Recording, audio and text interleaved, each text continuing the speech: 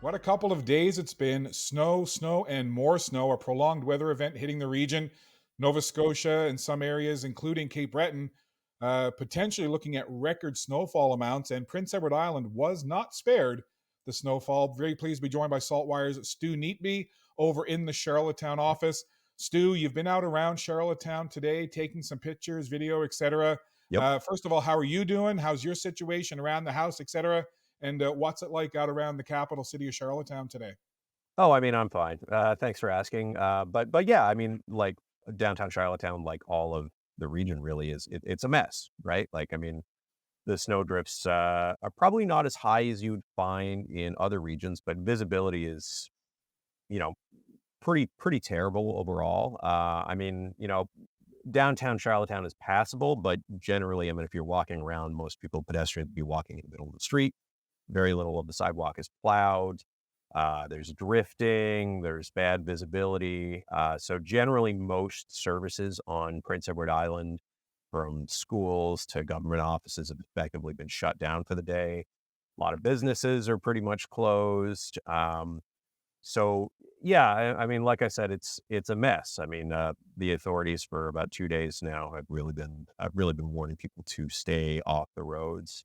It's not so much the amount of snow, as I understand, as just like the poor visibility, the sort of poor conditions. So yeah, it's a classic snow day out here in Charlottetown, PEI.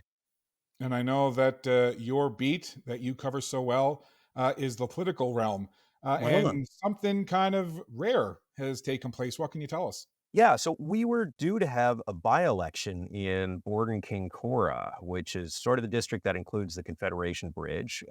It's been postponed. The voting was today.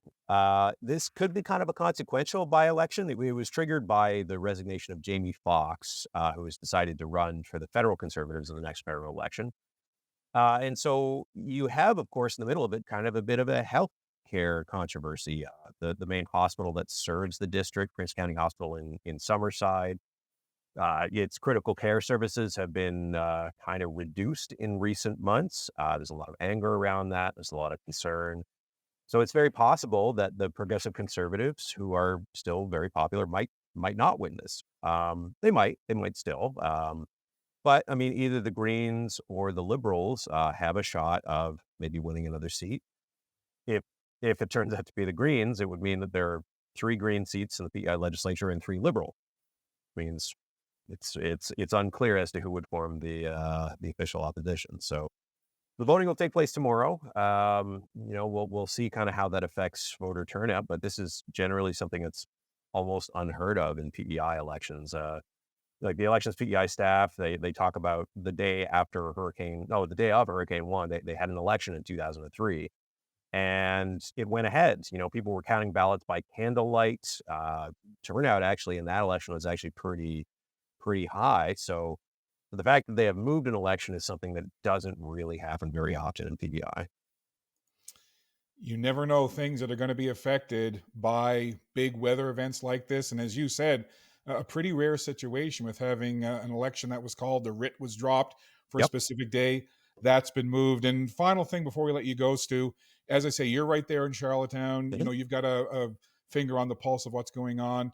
Um, do you get a sense of when things may return to some level of normalcy in terms of travel, not only around the city, but right across the province in terms of snow clearing and getting all that cleared away? Has the government or any offices given any indication of what the next couple of days might be like in terms of cleanup? It's a bit of a wait and see. I mean, I expect that it's expected to keep snowing throughout the day here, so snow clearing might be a little delayed. But I mean, the by-election is probably the best indication I have, and that is going ahead tomorrow, starting at 9 a.m. in Borden-Kinkora. But as for other government services, it's sort of a wait and see. Well, Stu, we appreciate you doing this. And if I were 10 years old, I'd have a crazy carpet and I'd be out sliding down hills. But I'm It's a not good 10 day for years that. old anymore and I'd probably break a hip. So I'm not doing that. All right. Well, I mean, everybody else, it's a perfect day for it. Like I said, classic snow day.